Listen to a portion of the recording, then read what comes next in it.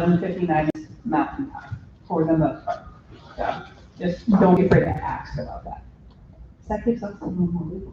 2 more hours. Okay, so we're actually streaming live now. Oh, darn. Okay, no more stories. No, you should. I'm gonna, here, let me turn the camera. I'll tell them that we're No, live. well, they don't have to see me. They can hear me. Yeah, no, there's 300.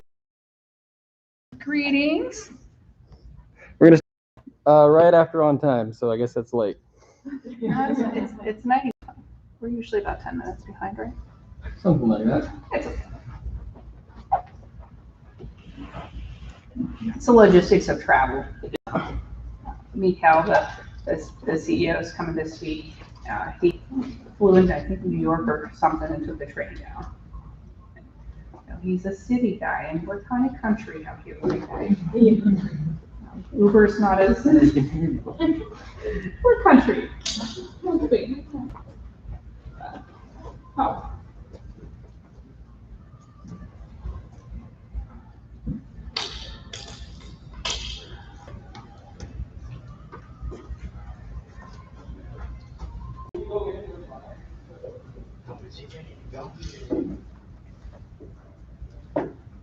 Hey, how are you, Mikhail? We're glad you made it. Ooh, yes, of honor.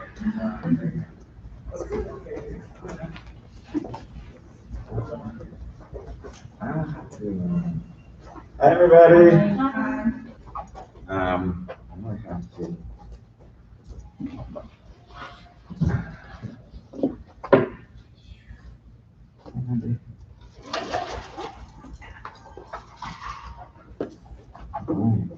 Are we missing somebody, or this is all? Yeah, the 300 people over here. And the lucky folks that, can we actually, am I here? Yep. Okay, can we move you guys Pull you over. on this side instead? Because, yeah, I'll just.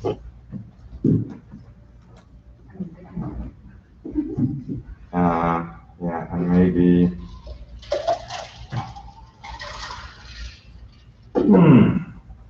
Let's have one of you here, and then fill that up, so, and Ben is gonna be, are you here? Yeah, I think Martin's gonna be Okay. wherever he wants, really. All right, let's see. The only thing is the evaluative slide. Okay. Do you have that? I don't know.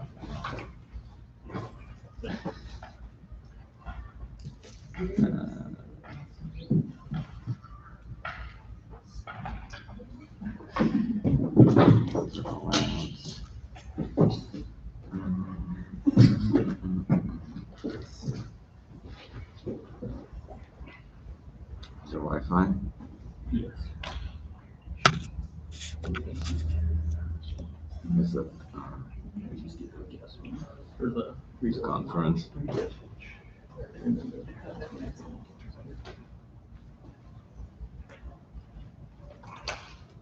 No capitals. Okay. I did okay. Okay. Okay.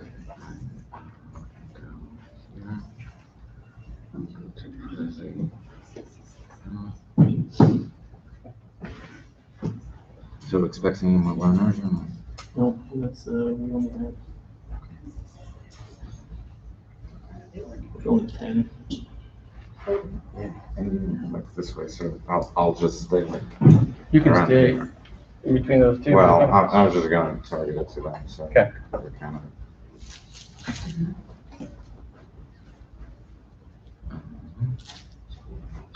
Okay. Just end the slide real quick.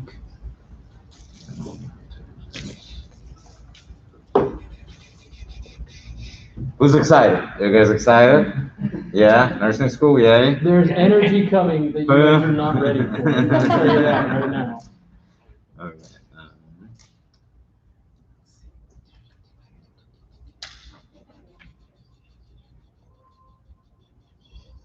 There it is. Okay.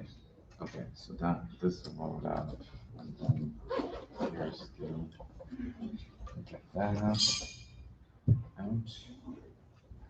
out.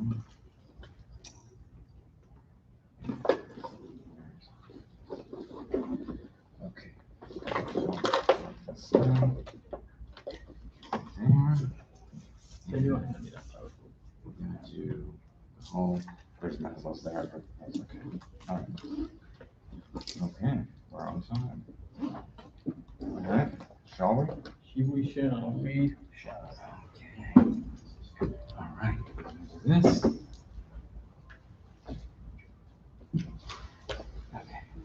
Do you want to do the intro? Yes. I'm gonna need this.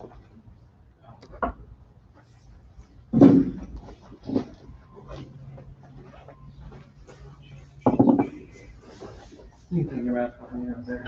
Okay.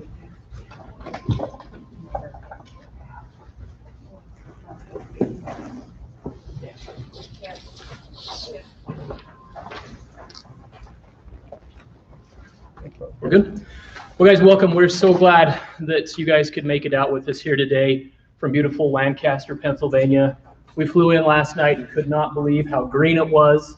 Absolutely beautiful for us people that are coming from the high mountain deserts of Utah. This place is just like an emerald green jewel. It's so pretty here. But real quick, my name is Martin Moore. I am the manager over Learner Career and Alumni Support. And we are going to, get you going here just real quick. It's my pleasure to introduce to you Mikhail Snyder. He is the president and CEO of Nightingale College and has worked in the nursing field for over 25 years. Snyder has a wealth of management knowledge and experience in post-secondary education for health professions and healthcare delivery services. He is a published academic author, conference speaker, and guest lecturer specializing in strategic planning, organizational development, forecasting, and business management. Snyder holds a Master's of Business Administration from the University of California, Berkeley, prestigious Haas School of Business. Guys, we give you a quick round of applause for Mikhail. All right. Thank you all. Hey, out there in the cyberspace, all of you here, welcome. Thank you for being here. I am going to get myself situated here for a sec, and then we're gonna go. Yeah, green is truly, that's what I was noticing on the way in today, and albeit a little wet, isn't it, out there? But that's how you get green, I suppose, here in Pennsylvania. Okay. Do we know that everybody's hearing us good out there? Okay, so I am going to just a few logistics. Probably going to spend about, I don't know, an hour and 15, an hour and a half together in this, and we're gonna talk a lot between all the 5 of you guys. So I know, like, even if you don't make eye contact with me, guess what? I'll be like, you. And then you'll be like, sure. And when you do speak in the room, make sure you remove your mask and project so people can hear you on the stream there. What else? Folks on the stream, we have a chat going, and we're monitoring the chat. So if you want to, we encourage you to chat while this is going, and if you have any kind of questions or anything, just let me know, and well, type it in the chat, and then Martin or Ben are going to let me know, and then we're gonna go from there. So what else? Oh, well, welcome to nursing school. Really, it's it's like a little woo. You guys have to do all the noise and excitement, right? It's like. Yeah, there you go. Faculty, yeah, there we go. Faculty are excited. So just to let you know, yeah, we're broadcasting this from Pennsylvania, but from Lancaster. However, we have over 600 new learners starting from across the country today with us. And so yay, most of you out there in the cyberspace. Representing 31 states, so across the nation. So anywhere Florida to New York to Alaska, back down to California. Speaking of California, we have more than 200 learners starting in California. So yay, California is represented at Nightingale. That's great. So today, we're going to talk about, nursing school and why nursing school and how to do nursing school to be successful, and some other things that, some other things to mention. So far, so good? Everybody's good? Okay. And again, those of you in the cyberspace, just chime in whenever, and then somebody's going to let me know. Anyway, so let me ask you this. Obviously, everybody's starting today. Okay, let's just double check. So everybody who's on the stream there and here as well in the room, starting in a nursing school, right? You enrolled in Nightingale College. That's correct, right? Like the school. Okay, it's right there behind me. All right, just double checking on that. Everybody is, and I think most everyone is enrolled in the pre-licensure program, meaning you're not a registered nurse yet. Correct. Okay, very good. I am. So yay. I've been one for a very long time now. Since in the States since '96, and prior to that since '91 actually. So a long time, 30 years this year. Wow. I know. Thank you. Where did time go? Anyway, so all of you are enrolled. That's fantastic. Everybody is enrolled in the summer semester. Most of you are starting just doing only online classes, probably this first semester. Anybody in the room right away into experiential learning, or everybody's online this semester, general education? You do? Okay, all right. Somebody here is like, and she's like, I'm ready. Although, the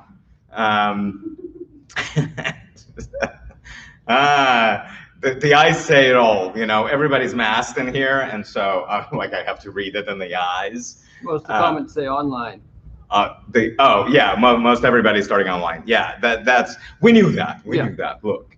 But many of you starting in general education, and then we'll continue into experiential learning stuff a bit later in the following semesters.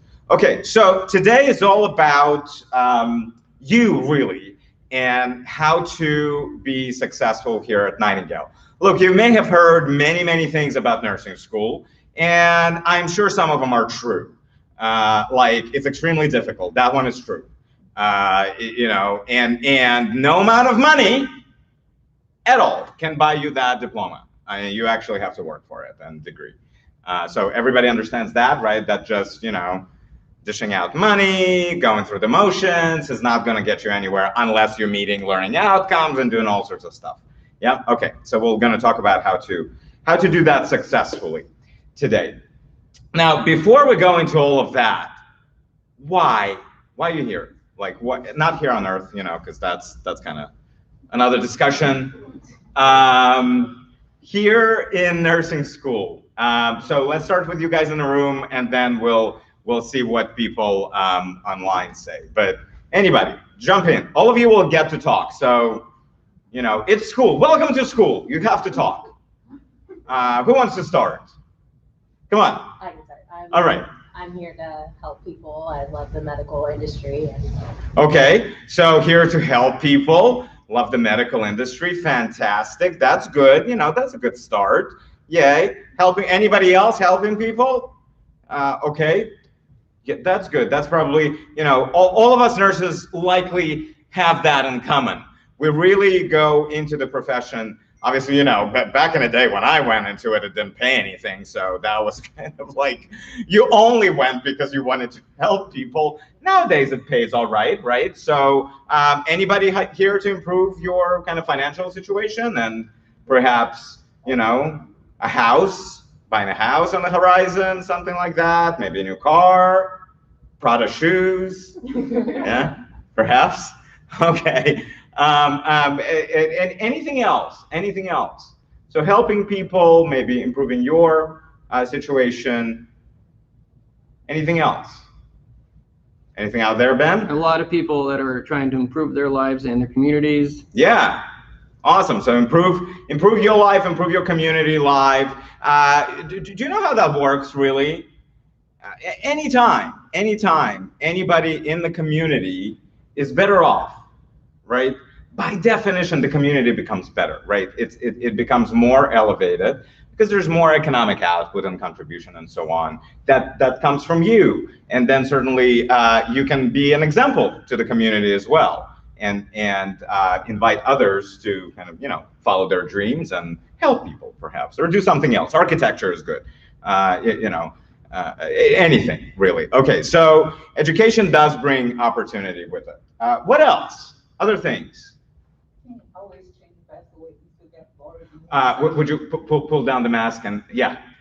You can change pathways always if you get bored with one thing that you're doing. You can study more and go to another path. Right. So like nursing has the opportunity, allows you the opportunity to sort of choose your pathway, right? So and kind of you can. There's many different career opportunities within nursing. Obviously, some of them are faculty, yay, and there are many more. So definitely offers a really good career opportunity, or opportunities really, and the very stable work, right? And if this is not to your liking, you like something else and passionate about something, there's always something to look at me, doing this, and have been doing education for the last over 15 years now. So it is certainly a pathway, one of those that you can have. And what else? Why be here in nursing school? Anything? We've got some people saying that they're trying to set an example for their kids. Oh, nice! They're later in their career and they're just like... Fantastic. So that's a really good one, right? Children, anybody in this room? Okay, a few of you, fantastic. Yeah, so setting an example, serving as a model to your kids is really important. If your kids see you go through this and succeed, wow, there's going to be no stopping them, because it's like, okay, if mom could do it, in whatever I would say, late 20s, mid 30s here, then I can do anything at 14, right? Okay, so that's good. What else? Anything else? How do you get to help people, really, in nursing? How do you get there? Go ahead. When you're helping people in nursing, it can vary from either giving a diagnosis or just simply being there as a support system. I know I currently work in a long-term care facility, which is end-of-life care, and it can be, preventing something from happening and identifying it prior to it progressing to something more. Yeah. Or simply just being that base of comfort for them when family can't be there. So exactly. The notion of this, you certainly can serve as a support system for patients out there, for families and so on, and just being there for somebody and bringing your compassion to it. So empathetically understanding where they are and then meeting them there and supporting them in that. But you could also catch things from if you assess properly, then you can prevent something worse from happening by catching something early on, and so on and so forth. Right. So all that is good. How do you get there? How do you get to do that? Be somebody's support system and save their lives and make their health better. How do you do that? How do you get there? Go ahead. By your own experiences. Okay, by your own experiences, yeah, and you've had many experiences. You're not there yet. So what's needed? Education. Education is needed. Okay, so Nightingale College is there to help you get there, but can Nightingale College, just by being there, can they get you there? Can we get you there? No. What's needed? The what? Compassion. Right, your own compassion is needed, but what else? Your hard work. Hard work, exactly. I will repeat this over and over and over again today, so it sinks in really, really, really well. This is not an easy path. And really a lot of hard work is required, and some failure inevitably is going to be there. I know some of you out there, they're like, you're like, oh yeah, high school was a blast. I just, all A's all the time. It just takes no work. I don't need to do anything. I get A's anyway. It is not going to work that way here. So just to let you know, hard work will be required from you. And I'm not, look, I'm not just like flopping my lips here. I've been through it, so I know. But also, it's without it, if you don't put in the work, what can't you get? Results. Okay, and what results are we after? Become a nurse, right? How does one become a nurse? The what? You're obtaining a degree. Okay, so you get a degree from a school that is recognized by the licensing authority in your state. And Pass your nursing exam. Pass the nursing exam. Exactly. You have to pass the licensure exam.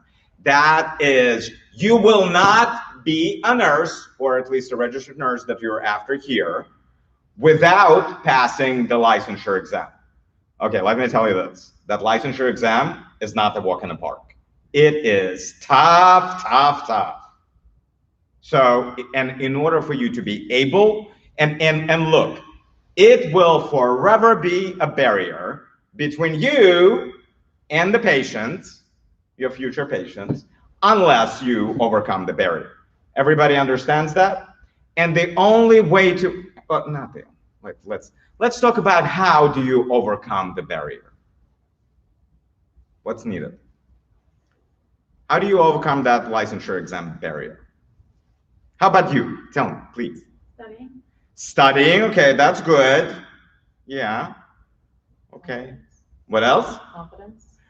Competence? Confidence. Confidence, yes, oh, sure, yeah. Without knowing stuff though, empty confidence doesn't take you anywhere. But yeah, you should, as you learn stuff and kind of gain knowledge, gain skills, then certainly there is you can develop your confidence while developing competence as well. Okay, what else? What's needed? So again, studying alone without developing certain skills isn't necessarily a thing. You study and then you get competent. How do you demonstrate? How do you demonstrate that you got it? Demonstrating it, hands-on. Yeah, well, hands-on, yeah, okay. What else? Performing well on tests. Yeah, performing well on tests. Boom, wow. It's like, anybody has gone to school before? Okay, so college is not different. I mean, the tests are tougher. The exams are tougher, the evaluations are tougher, but it's no different from, you're always required, as in any educational institution, you will be required to demonstrate your knowledge to the extent that the learning outcomes in the course stated, right? So syllabus is your best friend when you go into it. And I don't know, there's probably in CROSS that you did, the online seminar, and so on. There's some conversation around the syllabi and how to use them. But certainly all syllabi carry the learning outcomes within it. Now, the only way to ensure that you are going to be successful on that licensing exam at the end of this is for you to meet the learning outcomes. What does that mean? Meeting the learning outcome. Achieving the learning outcome. What does that mean? What grade are we talking about?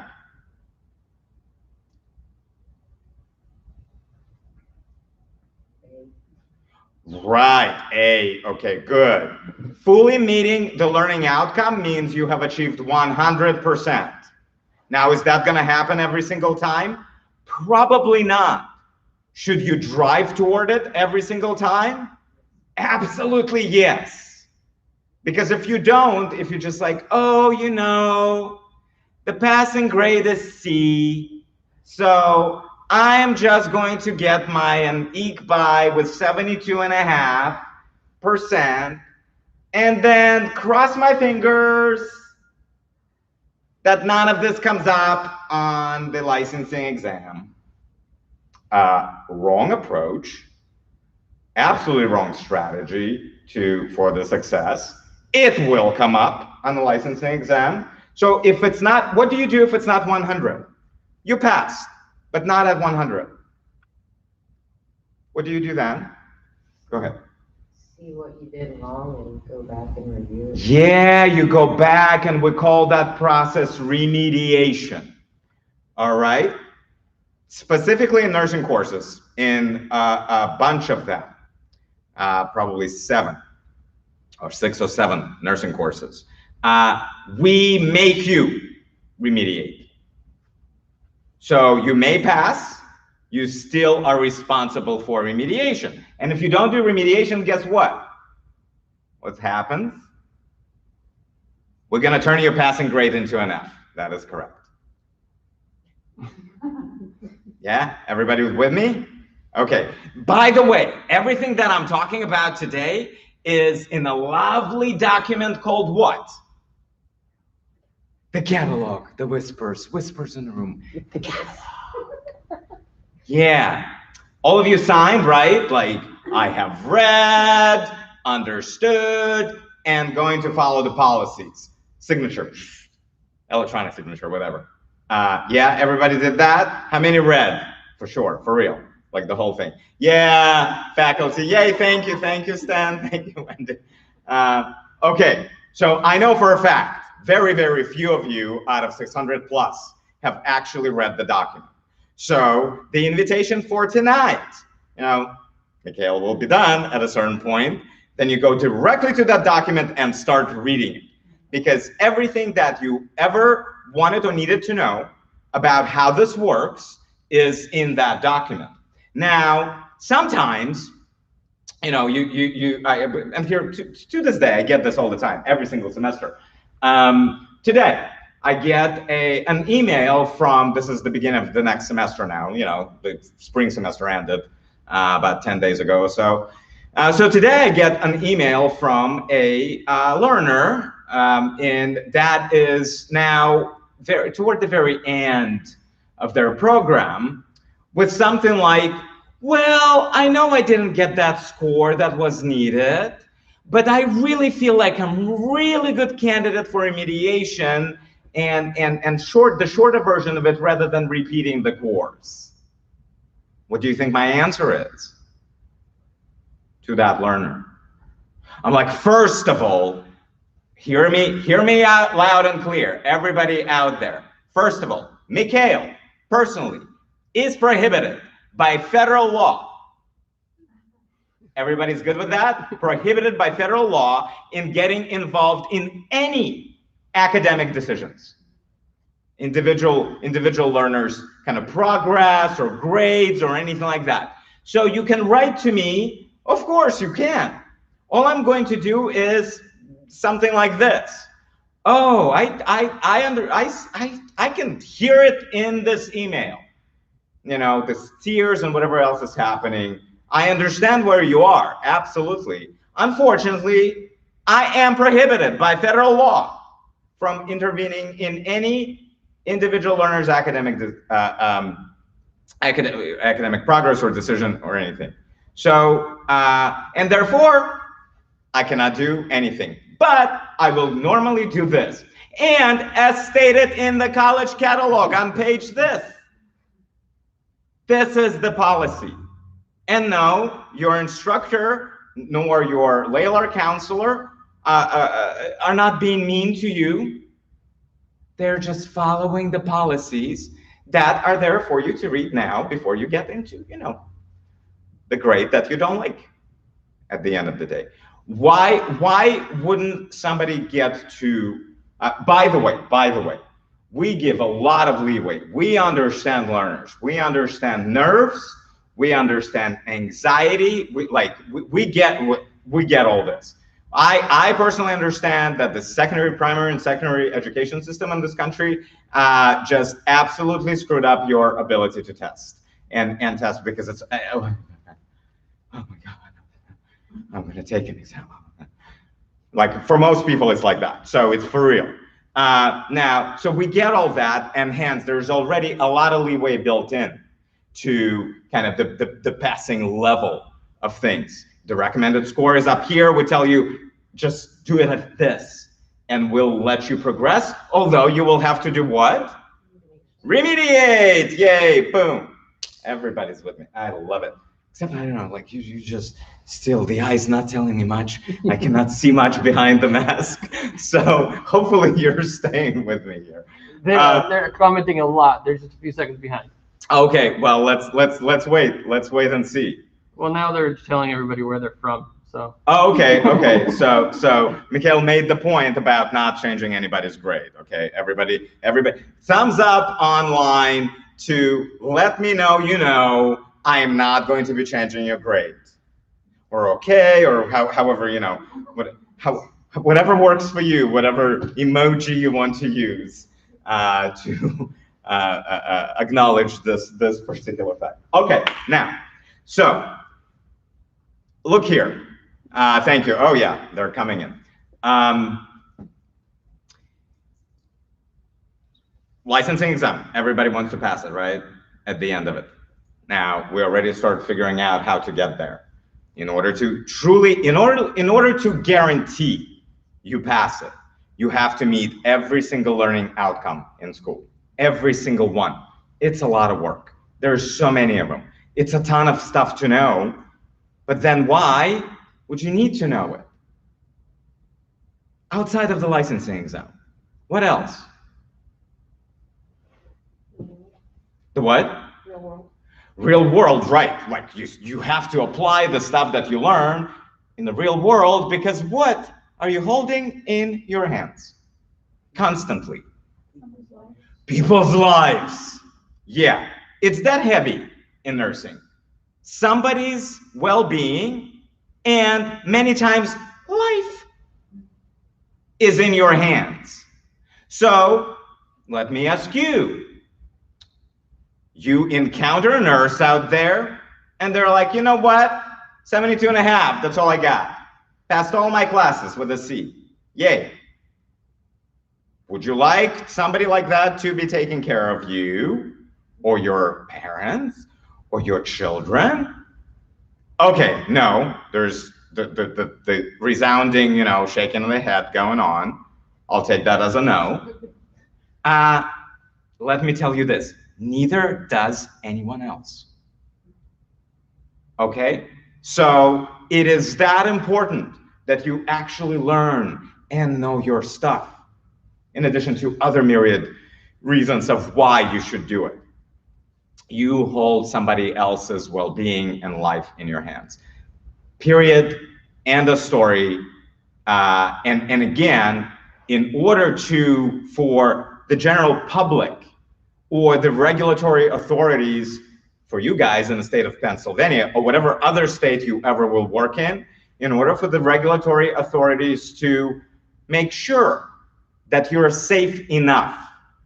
This is enough. Like, passing NCLEX is just the beginning. We're just making sure you have the minimum safety and the minimum knowledge to be able to do this, which again, meeting all learning outcomes, that's how you get that. And then when you go to work, then you start gaining more experience and knowledge and competence and confidence, and then as you continue working. So, but the barrier is there for a reason.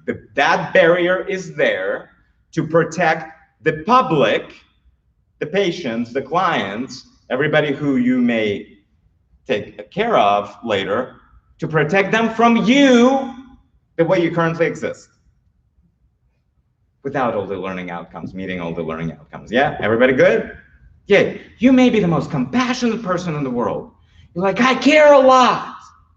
I do too. I do too. But hey, cannot do it without the knowledge. right? So, and without the skills. So it is important to remember, it's important for you to keep that in mind through the entire educational journey. It's going to be tough at times, and we're going to talk about how to, how to maybe push through the tough times. But it's important for you to know that you, at the end of the day, you may spend a lot of money, a lot of time, put some energy into it, and never get the outcome that you want, ever, as in ever. Now, if you don't get there, is it Mikhail's fault? No. And every single court will tell you the same. Mikhail wasn't responsible for you meeting your learning outcomes. Mikhail has his own set of responsibilities in running this institution and doing all of that. So do faculty, so do all the staff and everything. Now, the one thing to remember is that we cannot take NCLEX for you. I mean, or kind of transfer the knowledge, right? From your head, or I mean, from my head into your head. If I had that ability, whoo, we'd be standing, talking here with you today. I'd be like, you get a license, and you get a license, and everybody gets a license. I'd be Oprah. For those of you younger people who are like, what? Who? Look her up. It's the yesteryear's Ellen DeGeneres. So, however, they're dish out those, the cars and everything. So I would be doing exactly that. I do not have that ability. Now, the only person that can do it is you. Now, some learners decide to, when exam time comes, or like, oh, I have to be putting the work here. Let me search the internet and see what I can copy and paste. Sometimes I hear this, oh, I didn't copy and paste it. Do you know what follows that? I just typed it in. I retyped it. So I did, yeah, okay, that is cheating and plagiarism. That's somebody else's work that you're taking and passing off as your own. Everybody now, like, clear? Okay, anything that's already created out there is not created by you, means it's not your work, means you cannot pass it as your work. And if you don't do the work, you will never get to that learning outcome. That's the point. In order to get to the learning outcome, you have to do the work. The only pathway there. Now, say you decide that, oh my goodness, too much laundry to do. I like time for laundry. I don't have time for this. Who are you hurting at that point? Yourself, exactly. And your kids, and your family, and your community, and all of those people that earlier we talked about that you want to, be an example for and kind of support and all of that. You're hurting yourself and those who are close to you, because meanwhile, you're paying the money, correct? The last I checked, this is not cheap. And even if nothing is coming out of your pocket directly, you're probably borrowing a lot from like the federal government, for example. Guess what federal government does to come after what's owed to them? They will. You will never get out of it. Not through bankruptcy, not through anything else. The federal government, as soon as they start lending you, they own you until you've repaid it. And they will garnish your wages. So your life will become that much more miserable if you're not doing the work and getting to the outcome, and then at the end of the program, getting the degree, and then going and sitting for the NCLEX exam within 30 to 60 days after that, and getting your license and going to work and Prada shoes, yay! Or the opposite. So choose Prada, federal government, garnishing wages. I'll choose Prada. Anyway, so hope that's clear. You are hurting you. Now, are you hurting anybody here at the college? Are you sticking it to your faculty by not learning, not doing the work, not performing well? No, they'll be fine. They'll still be here, still be employed. Are you hurting any other of us through cheating? No, not at all. So make that particular decision very carefully. Of whom, even if nobody will ever find out, even if you can slide by, at the end of the day, the biggest barrier that stands between you and the patients is that passing of that NCLEX exam. And you will not pass it unless you know your stuff. That it is that simple. Now, we still will be here, and we still will be producing plenty of graduates that pass the exam. However, some will never, because of the certain choices that they have made along the way. Okay, let's talk about those choices. What's your #1 priority starting today? School is correct. If it is something else, this is not a good time for you to be here in school. So what cannot be your #1 priority? I already mentioned one, but let's just lay them out. Laundry is not it. Everybody's good? Okay, making sandwiches, not it. Whom do you ask to make your sandwiches and do your laundry? And everybody else's laundry, if there's more people than you? Your family, exactly. There's some parents that are really, really good for it. You know, older children, put them to work if you have them. There you go. They're like, mom or dad need to go to school. Therefore, yes, Ben. Social time.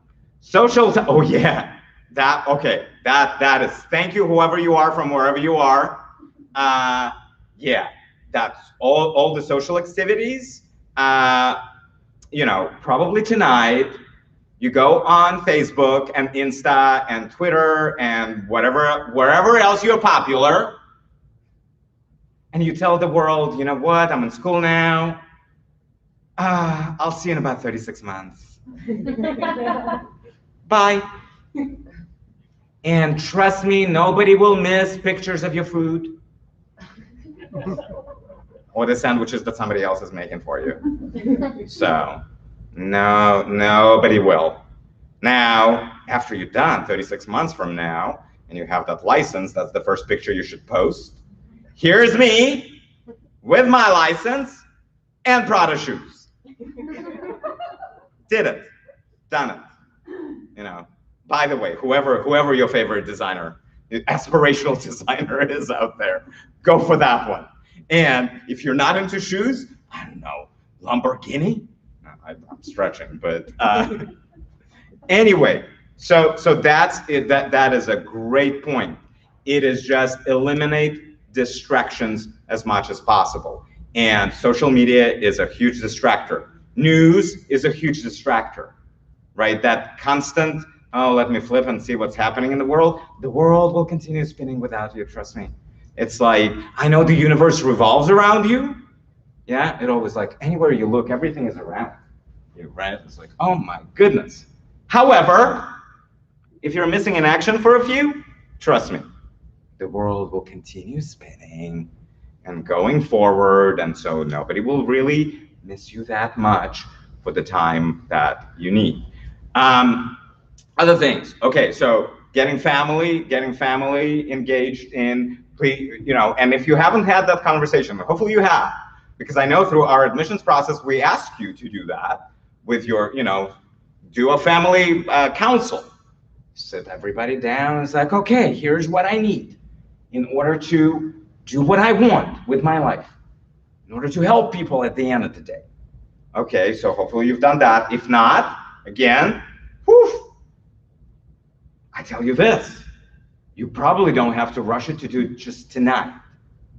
I'll give you until Friday next week, which is, if anybody will help me with the date, it would be the 14th. Fantastic. We will say that that is correct, that Friday next week is the 14th. You have until 5 p.m. Everybody good?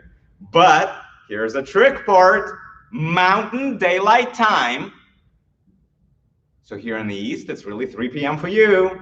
Alaska, woo! You're like going till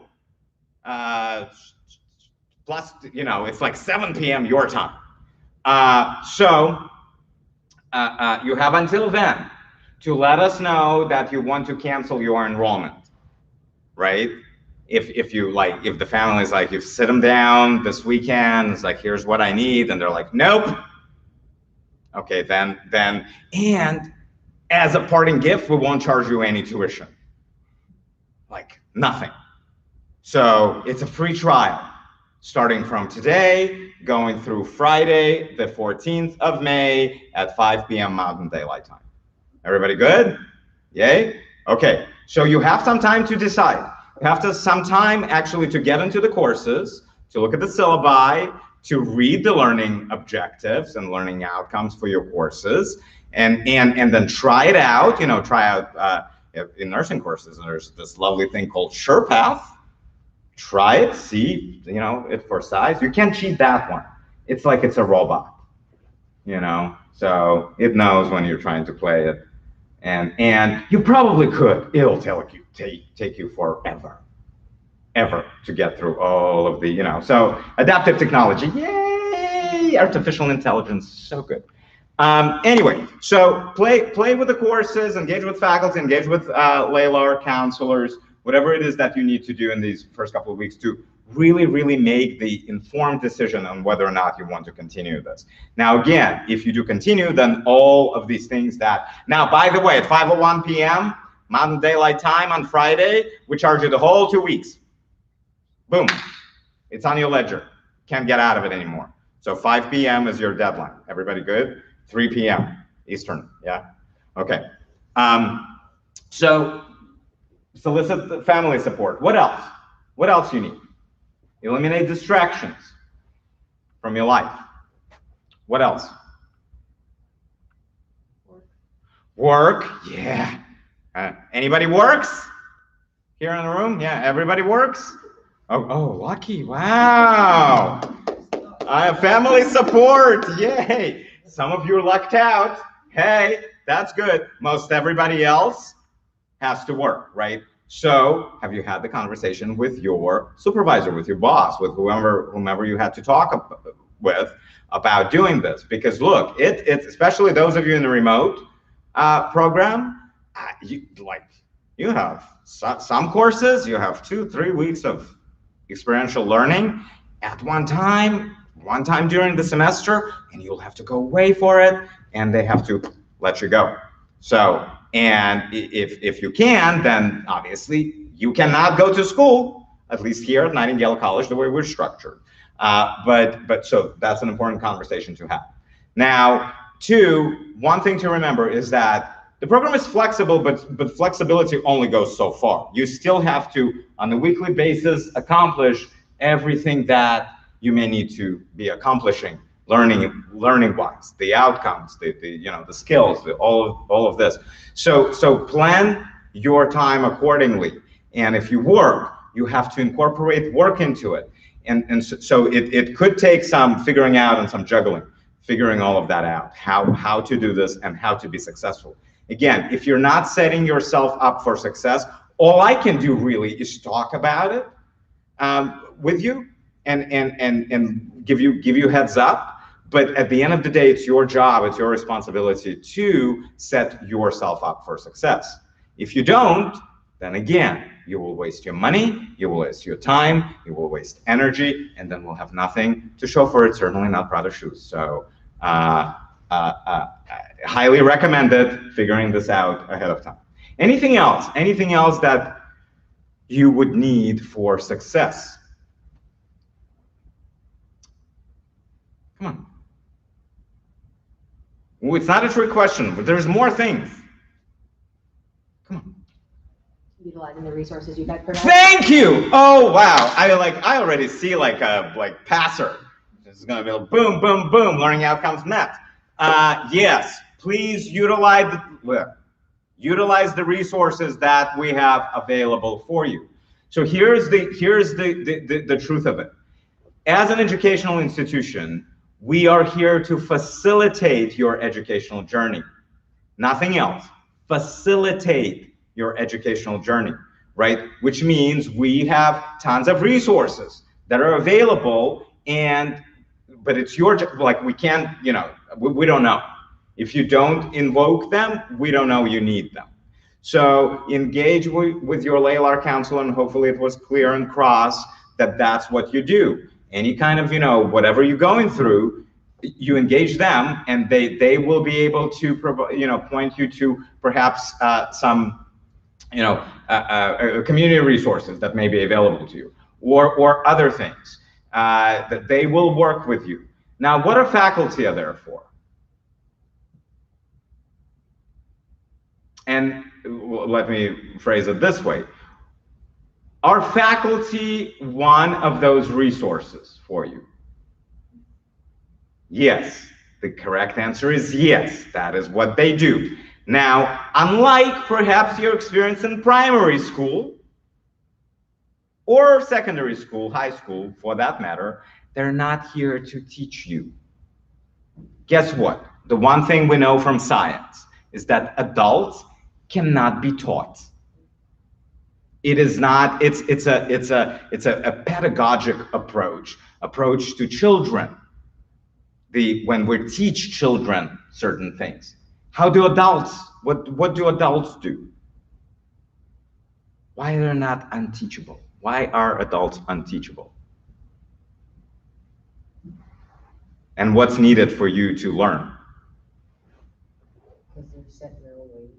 Right, so adults are set, like, change is difficult for adults, right? So that's one of the things to remember when you come upon some obstacle, is that probably what you've done always and got you to that outcome is not going to work. So you need to change something in your approach in order to get a different outcome at the end of the day. But then, yeah, adults can do that. So you change approach, you try something different, you maybe get to a different outcome. What else with adults? How do adults learn? What is the one absolute requirement in order for an adult to learn? Hands-on. The what? Hands-on. Okay, hands-on, yeah. It's different people learn in different ways, right? So there's some kinesthetic learners that do it by hands-on. Some are audible, so you have to essentially read the thing back to yourself in order to hear it, in order for it to kind of sink. What else though? In order for any of that to happen, what do you have to do first? We're getting What do we get? discipline. Discipline, yeah. By doing the work, teaching yourself. Doing the work, right. Teaching yourself is another fancy way of saying learning. Okay, but what needs to, step number one. Step number one in order for any of that to work. Come on, I'll wait a little bit. Let it sink. In order for everything else to work, what do you have to do first? Nothing. But there's lots. I mean, there's thousands. Radio silence. Okay. Try, study, willingness, repetition. Okay, willingness, we're getting there. Drive, yeah. Engagement, want it, manage time. Yeah, you have to want it. You have to be willing to do it. You have to engage with it. And in order to do all of that, in order to demonstrate your willingness and then be able to engage with stuff that is really hard, is you have to commit to it. Right? If you haven't committed to this, again, and you have until when to think about it? May 14th, 5 p.m., Mountain Daylight Time, very good. You have time to think about it. By that time, you must make a commitment. And what does making a commitment, what does it mean? I've made a commitment. Come on, anyway, how about it? You're all in. You're all in, yeah, and? All in, and? Finish it to the end. You push to the end, right? You keep pushing and persevering and resiliently, going in that direction. And what else? Very important part of a commitment. Think of a marriage, right? And I know it sounds like kind of, we're in Vegas, we're drunk, we're just gonna go and do it. Not that kind of marriage. But you have thought through it. You're like, okay, I'm committing. What's not present in that kind of commitment? I'll give it to you. A way out is not present, right? So that is the kind of commitment you need to make without allowing yourself a way out of it.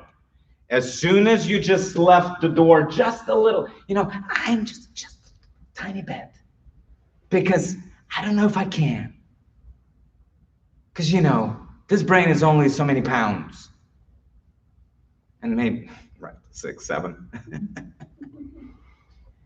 So many pounds. And maybe I don't have enough brain. So I'm gonna just leave just a little tiny, just a little bit of a door open so I can make my way out if I had to. That's not commitment. Not at all. And oh, by the way, we did weigh your brains on the way in to signing enrollment agreement, and everybody has enough of the gray matter and all of that other neural pathways and everything else that you will need to be successful in this. Absolutely everybody, we've given you some exams, put you through some hoops, so we know you can. Yeah. Whether you know you can or not, that is a different question. And that is a different, a different story for you to, what are you telling yourself up here? Are you telling yourself, yes, I can, yes, I will, or, well, maybe I can. Maybe it doesn't work. Maybe, again, that's the way out. That's the way out. So if you cannot 100% commit to it, if there's any kind of maybes, or maybe I'm not this, or maybe I'm, again, the door is still wide open for you to walk right out that way, whichever way, whichever way you come in. Lisa's telling them to slam that door. Slam the door shut, right? That's you have to. And because if you leave a possibility of failing, ultimately failing, open, you will fail, and kind of permanently, not on a intermediate basis. Now, let's talk about that. Let's talk about failure. Now, is failure important? Yes.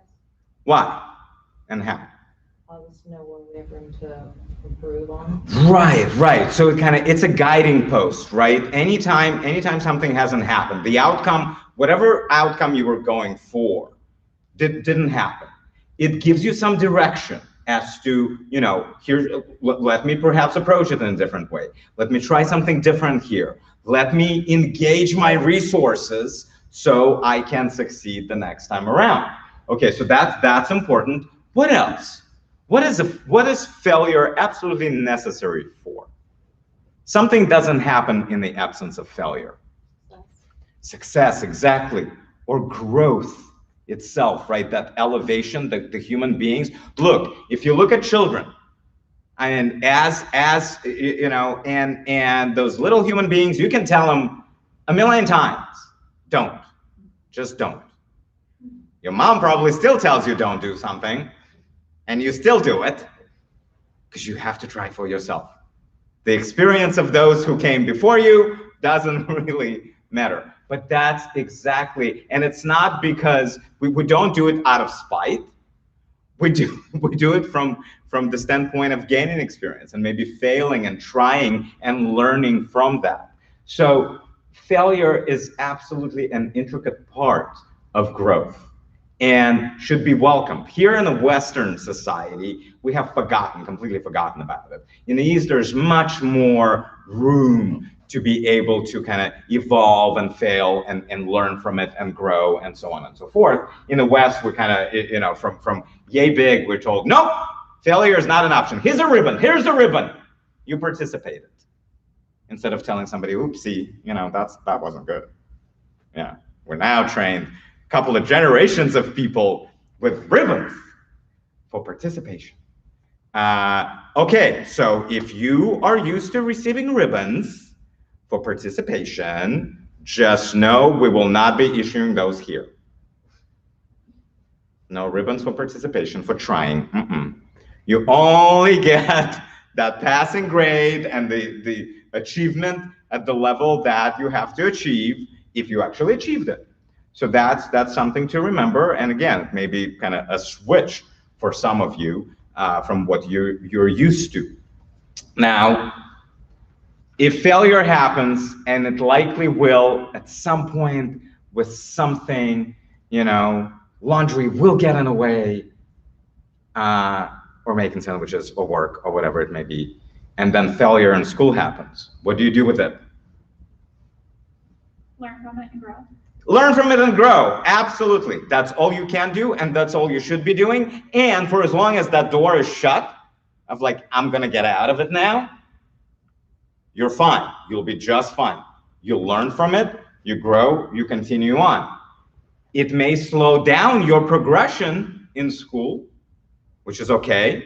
You know, you may have to, some of your solutions may be, if you're coming to like, I'm just not meeting learning outcomes, some of the solution, you know, it could be that you're too overloaded between everything that you have to do, especially if you're working, right? So slowing it down is okay. Slowing down one thing is like working part-time instead of full-time, and then devoting more time to studying and learning, or doing it the other way around, going part-time to school and just stretching it out a bit, and accepting the fact that it's just going to go a little slower for you, rather than, you know, all of you have that graduation date in mind, right? Like we're seeing it, it's probably circled on the calendar. This is when I'm going to Disney or whatever, Seychelles.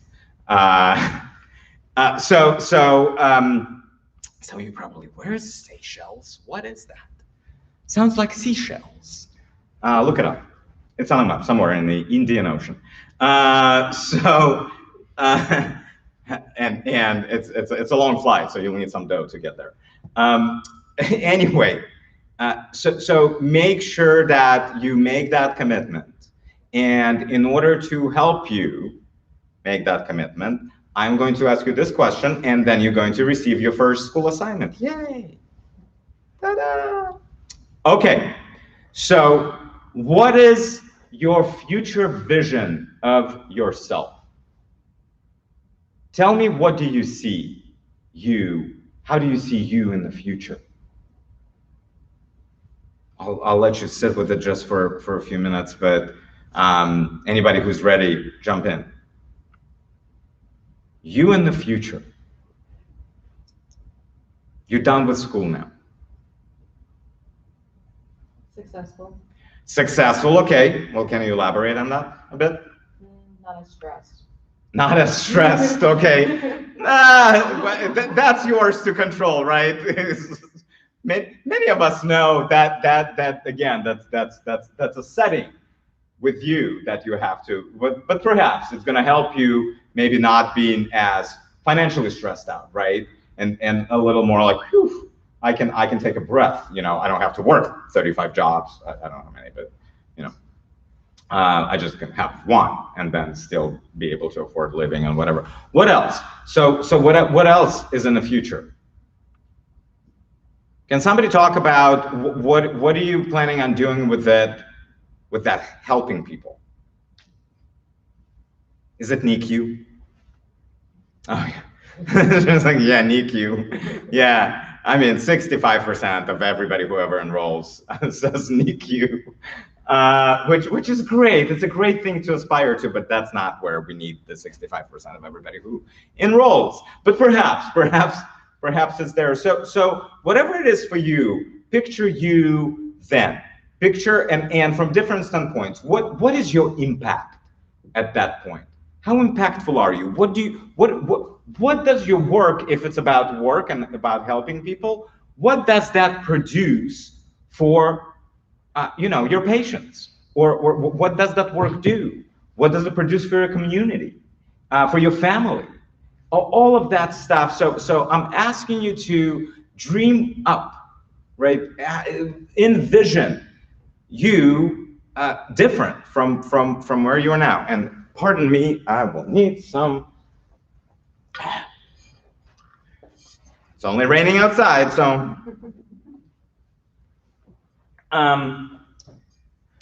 So yeah, picture that for you, and then here's what you do with that. We would like you by, again, you know the deadline. If you decided to stay, as in, I am all in, go ahead, Nightingale College, charge me the tuition. Then by 5 p.m. on the 14th of May, on Friday, you write out, you know, it can be 2-3 paragraphs. It doesn't need to be anything really like a long essay. You don't need to do that, although it can be as long as you want it to be. And the more detailed, I'll just give you this, the more detailed you become in that envisioning the future you, and more detail you commit to paper, then the more you will have to refer to when times get tough. And again, and at some point during nursing school, I mean, this is several years, it will get tough. So write it out and send it to your LALAR counselor by Friday the 14th. Yeah, it's not the 13th, 14th this month. I love it when it happens on the 13th, because I'm like, Friday the 13th, send it in before sunset. Anyway, so send it into your LALAR counselor, and then print it out and share it, or send it electronically, whatever. Share it with some important people in your life, right? With whomever it is that's going to be both your cheerleader and the pusher for these several years. So I don't know, again, a parent, a friend, a child, they're good. If you give them, it's like, never let mommy off the hook. Oh, trust me. Like, no, you told me. Not until you're done. I'm not letting you off the hook. So share it with somebody, share it with a few people, and share that commitment. So make a commitment, not to Nightingale College, not even to passing NCLEX, but although it's important within it, but really the commitment to future you and your vision of you in the future.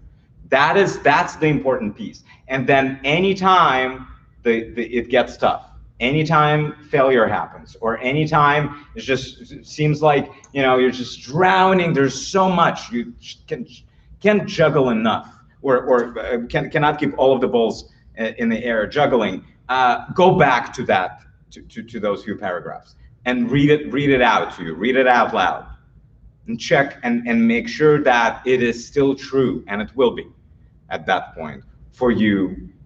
So it's a very, very useful exercise. So please do it. And again, if you don't, then here's where the hounding starts, right? Your LALAR counselor will be like, okay, you still haven't sent it in. Are you in this? Are you committed? If it's past 5:01 p.m. Mountain Time on Friday the 14th, we're ready to charge you, so you might as well do it. I'm not gonna stop hounding you until you do. So please do take some time to think about it, and take some time to really envision that. It will be very important for you. So, okay, now, why would we need nurses or more nurses? Do we? Okay, there's a little like cautious this going on in the room. Okay, why?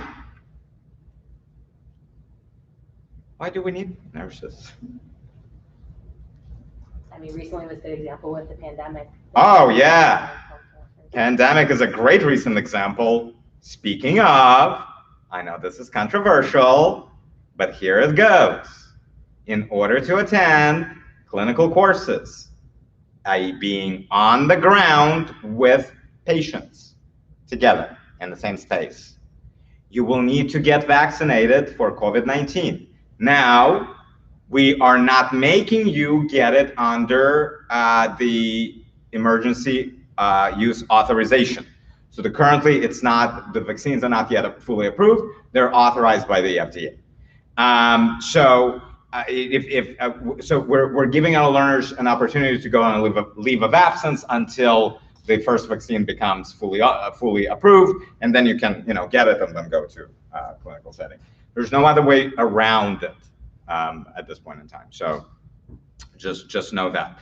And hopefully you've read that in admissions disclosures somewhere there. That book that we call the catalog, it's there in the catalog. So hopefully this is not a surprise, but nevertheless, it's required. So yeah, we do need nurses, more nurses for dealing with big public health emergencies like this particular pandemic presented. And obviously, you probably read the news. It is well and alive, this pandemic, and going across the globe. And so and oh, by the way, if you're waiting for this particular virus to just kind of magically poof, go back into its Pandora's box, it is not going to happen. It is never going away. So we do need nurses to, if nothing else, explain that particular fact to the population, to encourage them to get vaccinated, so we can at least keep it under control when we finally reach herd immunity. And reaching herd immunity around the world, whew, that's a tall order.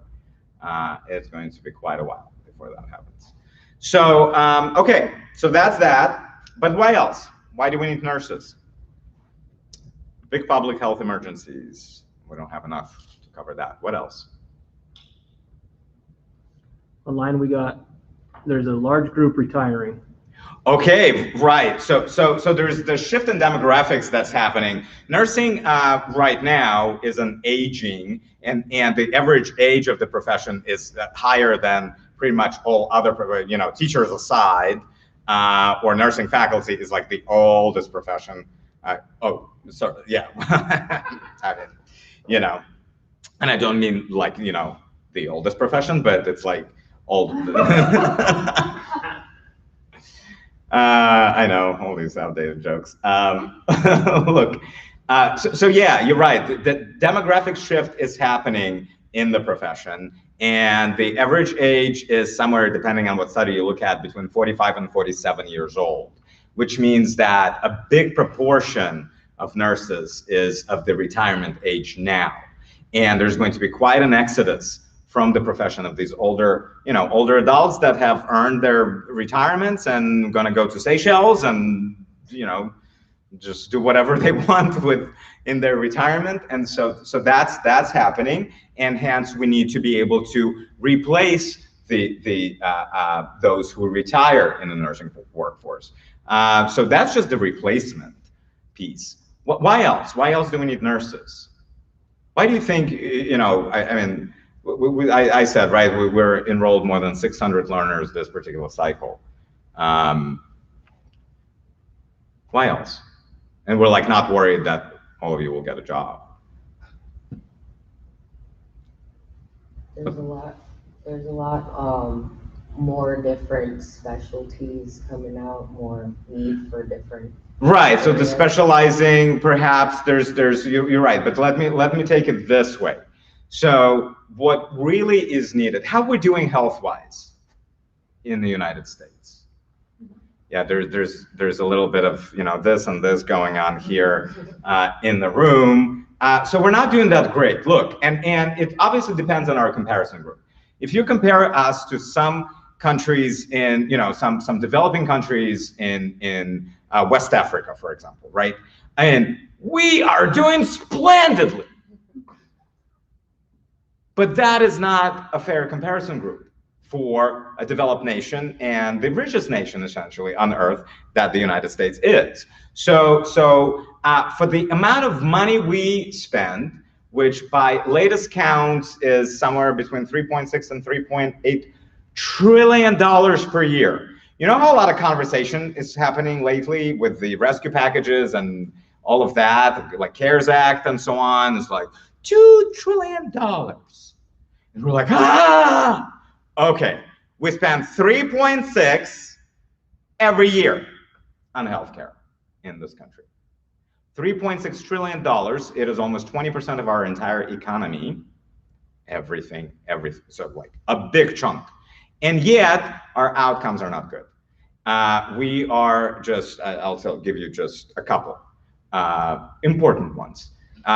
We have the worst life expectancy of any other developed nation. We have the highest infant mortality, especially among poorer populations than all other developed nations. We have like our mother mortality as a complication of pregnancy or birth we're like rank 47th in the world. So we're far from the top of the list. So we're not doing great. And we do need nurses in order to be able to change this unsustainable path of healthcare that we're on. We do need more nurses. By the way, those of you who will be here and during your very first experiential learning course or nursing course that has the experiential component, like I think it's 205, but for some of you who are advanced placement, it's going to be something else, or 206, I don't know what number of them now. I'm going to be back with you, and obviously not you guys here in Lancaster, because I'm that popular, you know, just like go all around the country and see, and I love it, you know, seeing all the different places in the country. That's so cool. But anyway, so we're going to have a Future of Nursing workshop. And obviously, if you know, for most of you here in the room, that's going to be in the fall. And where you're going to prepare for it as part of one of your courses. And then I'll come and we will have this kind of conversation. You know, a few learners will be in the room exchanging, but then a lot of discussion online that's going to be happening. And we're going to talk in depth about the state of the healthcare in the United States, and health outcomes and healthcare, and why we're in the situation that we're in. And then we're going to talk about some of the solutions. So going back to what you said, part of the solution is that, again, our system is very much acute care focused, and it's a very reactive system. We don't do enough health promotion or prevention of diseases. We don't do chronic diseases management well at all. And so what you were talking about earlier, you know, something that could be prevented, right, still happens because we're not good at it. And nurses, unfortunately, are not, you know, in most part, not educated to be able to go and work in that. And that's exactly where we need you guys in health promotion, prevention of diseases, and effective chronic disease management. If we do that well, we will start seeing the spending go down and the outcomes improve. So it's a tall order. It's a long process, but again, we'll talk about in the workshop why that's important. But we do need nurses for it, because without nurses doing this, we're not going to go anywhere. The government will never fix it for us. I can tell you that much. No matter who's in charge, they just don't have that magic wand. Nurses do. So why else? Why else nurses are important? Why else do we want many of you?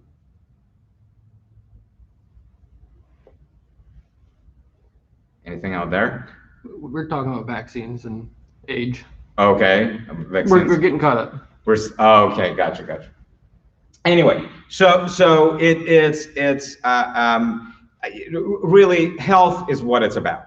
The vision of this organization, of Nightingale College, is, and you probably have seen it on our website, you probably have seen it on other collateral stuff. Our vision is better health and better humanity for a better world. So the only way, and we believe that by becoming healthier ourselves, plus leading others to health, is how, you know, the world becomes healthier on whatever scale. And then, what do we mean by better humanity for a better world? What do you think we mean by that?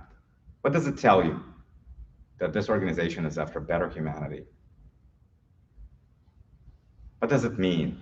How does humanity become better? If they're healthier, maybe. True, yeah, health is important in order for anything else to become better, but how? How do we as human beings become better?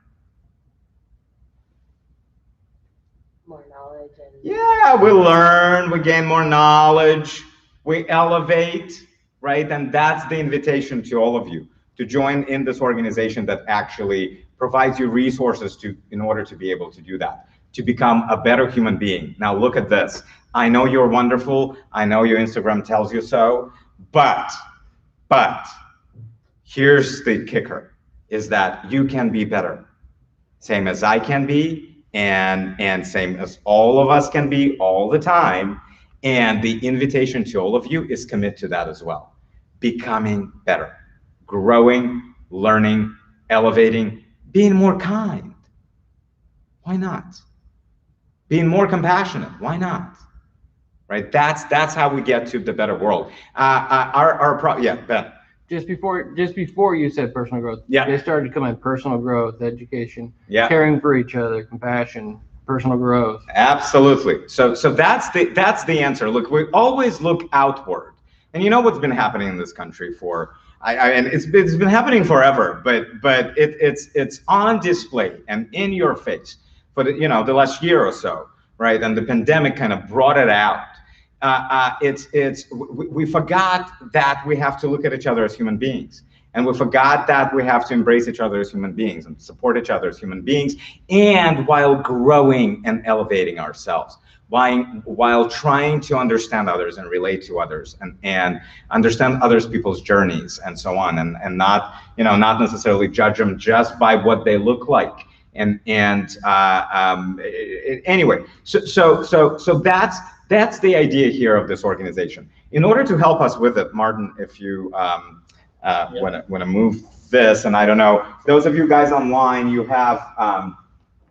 do have a, is it? It's just. Oh, I have to wake it up? Yep. Wake up. There we go. Okay. So those of you who out there in a cyberspace, I don't know, it's loading. Is it loading? It's thinking hard, It's isn't it? it's thinking. Anyway, you can find it on the website. It's in a catalog. It's called the Evolvitude Statement. And maybe, whoop, There's a new spot. move here. Oh, okay, move here. All right. Okay, maybe it'll load, maybe it won't, but you probably just disconnect the thing. We'll just go. Yeah, disconnect from here. That's right. Here we go. Boom. Anyway, so, and while we're waiting for that, I'm just gonna pull it up here. I'm here. Let's do it all together. Ooh, where's my line? Here we go.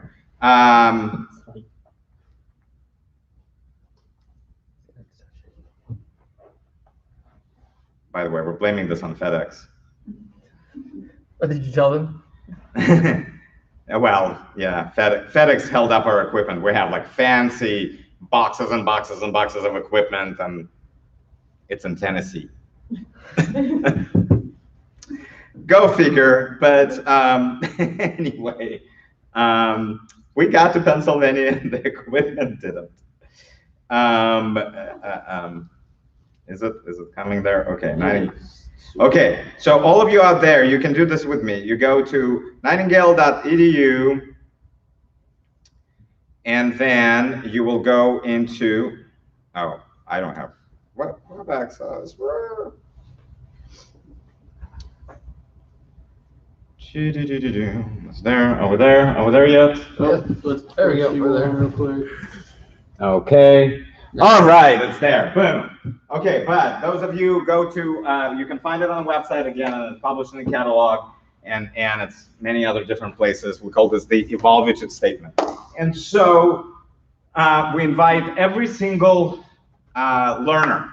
And oh, by the way, you know how I keep saying learners, not students? Why? Why we're calling you learners and not students? That's what you are. Well, of course, yeah, you're here to learn, right? And that describes your role precisely, essentially. Learner, right? A student, I don't know, student to me, somebody who, lives with mom and dad, fills out applications, cannot wait to get out from mom and dad's house, and hi. I was gonna say, a student could be someone who, like in high school, you're required to do it, whereas when you go to college, you're a learner, you're striving to. Yeah, exactly. So yeah, you're required to do something versus it's your choice to do it, right? And you're invited to do it and provide resources to learn, all of that. But yeah, it's normally somebody who moves out of the parents' house to move across the country because they're so tired by the time they're 17. It's like, oh my goodness, cannot wait. And then what, drink beer for about 6 years, yeah, and then kind of get that diploma and then move back in with parents. That's the student. Learner is a little different. Anyway, but yeah, you're absolutely right. It's making the choice and the commitment to learn and then to elevate yourself and drive yourself forward. That's what's important. This is so the evaluated statement. We essentially look at all learners and we invite all learners and all of our collaborators, so everybody who works at Nightingale, plus our partners and across the country. We invite everybody to use this. It's not raining, it's pouring today. So. Oh, okay. Oh, something. It's the signal is okay. We invite you to use this as a self-reflection or introspection mirror, so to speak, right? So especially the top two portions of it. Let's talk about it just a little bit. I'll you guys all can see it and read it. So we call the top part the core values. Why do you think we call them core values?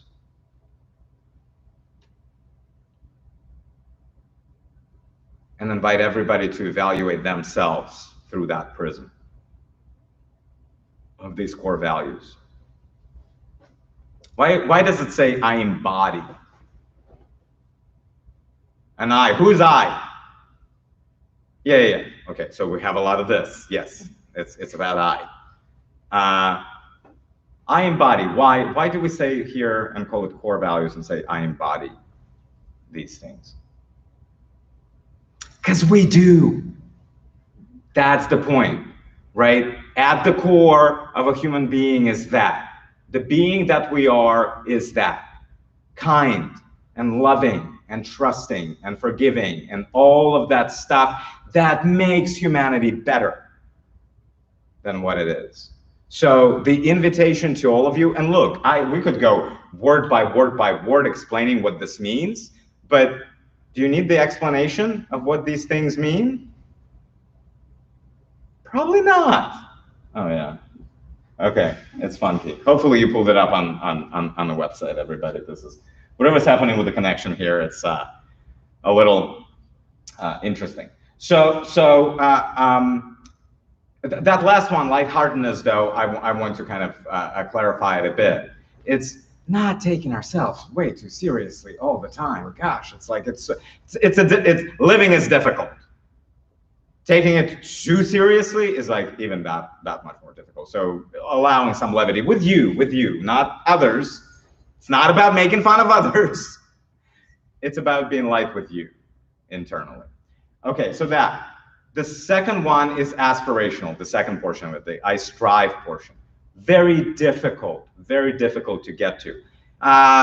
Some of you may have had Maslow in your general psychology classes. Some of you haven't had general psychology, so you'll get to learn about Maslow and the human pyramid of needs and motivation. So, but that pertains to that. But this self-governing. What does self-governing mean? What we're asking everybody to do.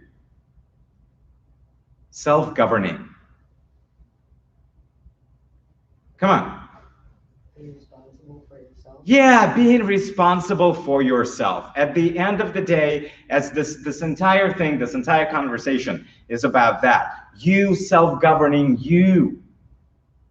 We're not here to push you to somewhere or pull you by the hair in that same direction or the opposite. It doesn't, wherever you want to go.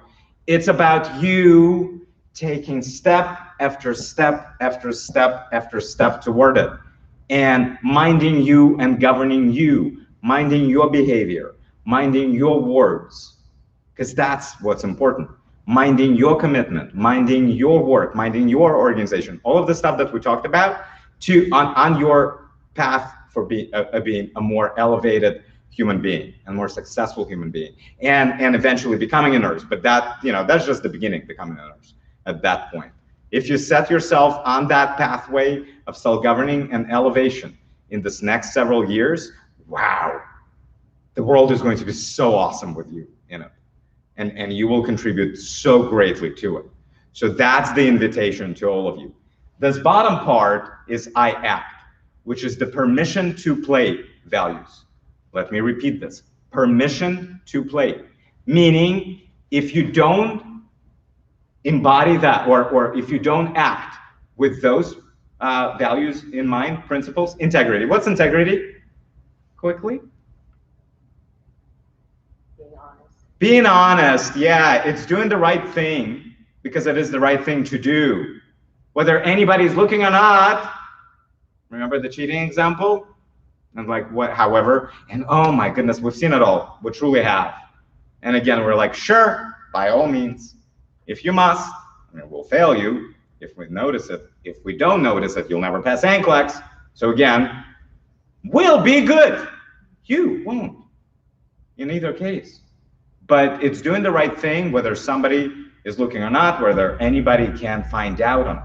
That's what that one is about. Tough, a tough thing to accomplish.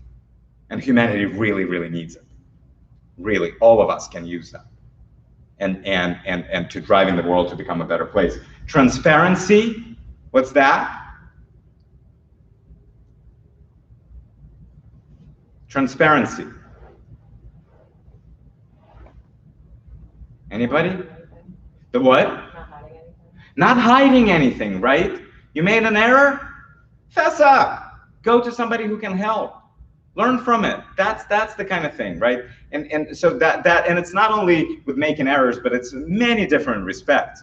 But it is being able to be, and that kind of flows into responsibility, being responsible for you, responsible for what you do. And again, once again, the outcome that you get at the end of this educational journey is no one but yours, whatever that outcome is. So again, when you're making your commitment, when you're writing out that future vision statement of you, think of that. Think of the outcome that you want to see, and then commit to it, and then we will support you on your journey toward it. But it's going to be yours whether you arrive or not, whatever at the end of the day, whatever that happens, whatever happens. I can tell you this, that everybody sits in this, some people engage, some people don't, some people probably, on a Facebook or Insta or whatever, as we speak, on a phone with mom or whatever, which is okay. And I can tell you this much, statistics tell us that only about, 25% of the starting class is not going to graduate. So ask yourself whether you're going to be part of the 75 or 25. And again, make your decisions and make your commitments accordingly. And distractions, as I pointed out earlier, is part of that stuff that doesn't get you closer to achieving your goal, to becoming successful in this journey. And then inclusivity. Look, I can tell you this much. If you're going into the profession of nursing, and for whatever reason, and I respect your beliefs and I respect everything about you, but if for whatever reason you are thinking that you will be refusing care to anyone because of who they are, or what they look like, or how they talk, or anything of that, this is not a profession for you. Please do us all a favor and don't start. I will gladly pay you for you not to do it. So that one is important. It is for everybody, and you have to be all-inclusive in this. And the only way to help these communities, or all of our communities, the only way to elevate this country, the only way to have better outcomes across the board is for us to learn to be all this. We call this evolvitude, obviously, and those people who live this day in, day out, no matter what the environment is, the situation, and whatever. We'll call him Nightingale. So ask yourself, are you Nightingale? And the way you do that is you say, am I Nightingale? Do I live this? Do I put in the work? This college is named after an amazing, incredible woman, Florence Nightingale.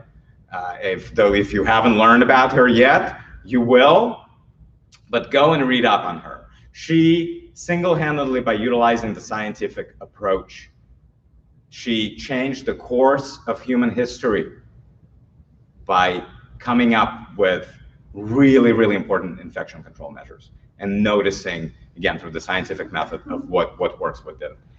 Anyway, and to a lot of ridicule at the time, this is back in the 1800s, and of men especially, and she pushed and pushed and pushed and persevered and persevered and persevered, and we're thankful for her and thankful for it. And so we think that she embodied all of these, that she lived that way, and we invite you all into that fold. So with that, let me just see if I have last parting words. My notes.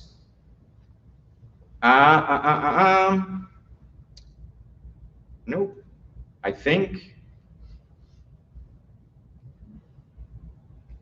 Yeah, no, we got it. We covered it all. So I'm going to pause though and open it up and see if there are any questions out there or from you guys here, and then we'll carry on. But so we'll wait for a couple of minutes and let it catch up in the cyberspace. Any questions? Anything that you want to know? Was this helpful to you? Like, you can tell me the truth. No. I was ready before you showed up. You can tell them to follow us on social media and then quit social media, but follow us first. Oh, right. Okay, yeah. Follow us first on social media and then quit it. Ben said so. Okay. So everybody's good, ready for it, excited, hopefully, about it. I'm excited for you. I don't want to do it again because I don't have to, because I already did it. But I'm excited for you. Look, for me, nursing school, and this is just a personal note on it. It was an incredible time. And I know it was a long time ago, but an incredible time of discovery, an incredible time. I just loved piecing everything together, and the art of it, the science of it, the compassion of it, the heart of it, and the reasoning of it. It is so. If you jump into it and you really learn to love this process of learning, it's going to be awesome, and you're going to so enjoy this, and then come out and change the world. So yeah. It's hard to sort through them. They're coming through so fast. Lots of flame forwards. Okay. Lots of excitement. Right. And someone asked about going over remediation again, but it flew through the chat. Right. So remediation, it's in the catalog. Stuff is in the catalog, and then your faculty know a lot about it. Your LALAR counselors know a lot about it. So again, we have tons of resources. There's library. We have library. It's digital, yay! So you can access it from anywhere. You don't have to go into a building. We have tons of resources. Please use them. Please use them through your program. But you're paying for it, so might as well. Right, so and yeah, so there's a lot of resources out there that can point you to remediation. Other questions? Anything else? All right. Well, on that note, we had all of our all of our gatherings with the this Flame Forward call, which is all about carrying the Florence Nightingale's flame, her lamp, essentially and then the proverbial light of education and proverbial light of health forward. So flame forward. Flame forward. There you go. All right. We'll see you, everybody. Good luck in school. It's going to be awesome. I'm going to let that run for a minute just in the chat. All right. Thank you, Mikhail. That was great. Oh, good. I practiced. Yes, it does. Congratulations, everybody. Glad you're here. You know, it's gonna Have be- you met? Have you? Oh, Okay, yeah. met everybody? Yeah. Kidding you? I warmed them up for you. Today if we didn't have additional problems. Oh, it's, we figured it out. Mm.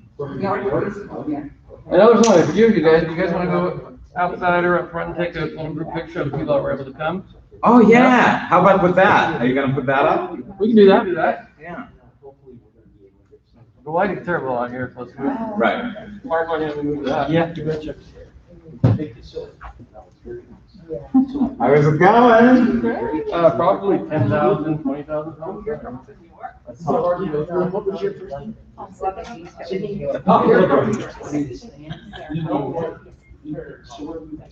from York. You're from York? Westchester, okay, so that's all pretty close right here, that's great. You know, so. Is it photo time? Like experience, learning. We're still setting up. It's really easy. And when we get hired in these homes, we spend the whole week doing just what Mikhail talked about. I was just saying that smoke and things. I'm to make sure we get this message. Why not? The deal is for us to elevate and to do everything that we can so that we can care for our patients and our coworkers and do everything. And I'm really glad you're doing it. It's gonna be great. It really is. You know, so thank you so much. You know, and Wendy, she's fabulous. I have a lot She of really is. fun. I love my You know, job. and what was your first name? Crystal. Crystal? And where are you from, Crystal? So Douglasville, how far from you? About an hour. Which way? North, south, east, west? East, right here. So you're out closer to Brandywine? Is that the one, Pottstown Hospital? That way, okay, so there's some of our partners too. So maybe when it comes to experiential learning, you'll be able to go to one of those hospitals. Yeah, I want you to get really good. I want you to get photos. Oh, sure, You yes. said you had EOs. All right, come on, guys. This is your local celebrity. We don't get to see you guys very often. Post this on Insta. If you guys want to come downstairs just for a quick second and you can come gather your stuff and we'll take a picture. And if you don't want to be the photo, you can just keep your mask on. Nobody knows it's you. No, you're proud to be Nightingale and you're going to show your face.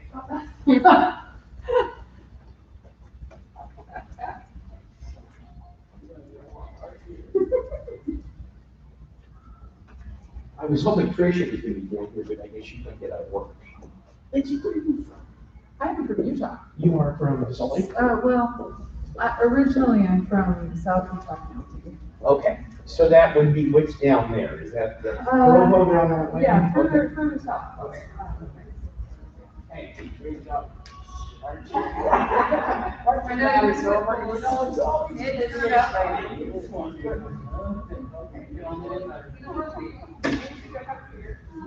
It is. I mean, I gotta drive home, so it's not. So now what, Lindsay, what department are you with?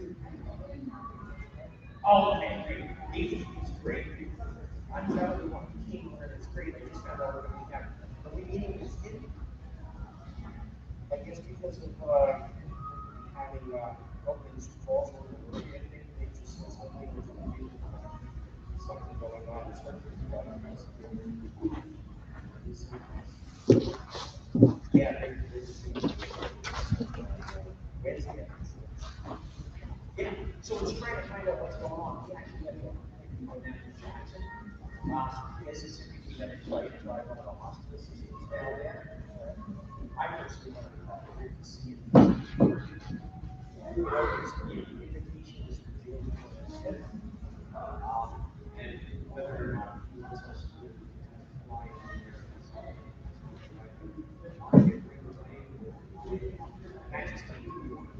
Right. So we talked.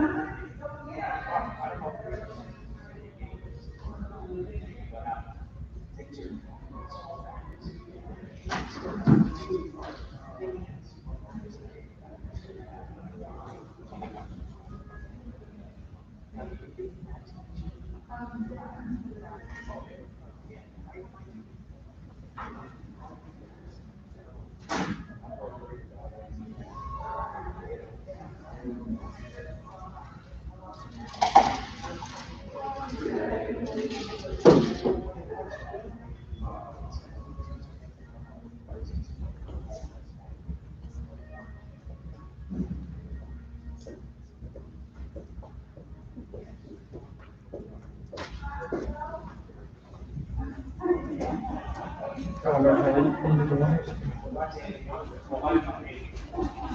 do you live?